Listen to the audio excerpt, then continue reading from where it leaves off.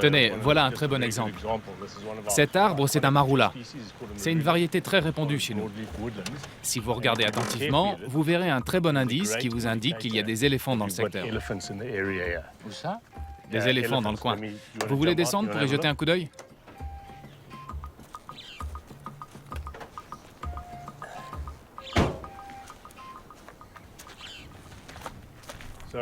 Alors, cet arbre est l'un des plus importants de la région.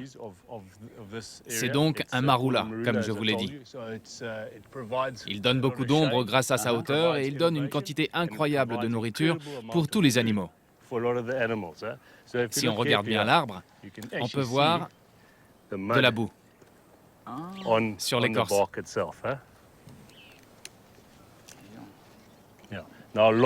Beaucoup d'animaux aiment se rouler dans la boue pour réguler leur température corporelle. C'est la même chose pour les éléphants.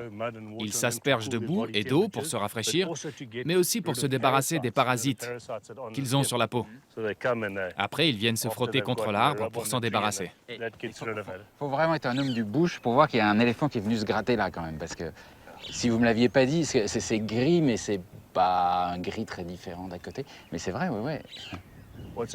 Ce qui est important quand on voit de la boue sur un arbre comme ça, c'est que s'il y a de la boue, il y a forcément une source d'eau pas loin.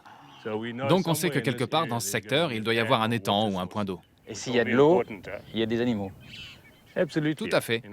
Avec la chaleur qu'il fait, les animaux de la région dépendent des sources d'eau. Et si on regarde tout autour, on verra beaucoup d'autres signes de présence animale, un peu partout. C'est un des secrets du pistage, et c'est tout un art. Pas mal.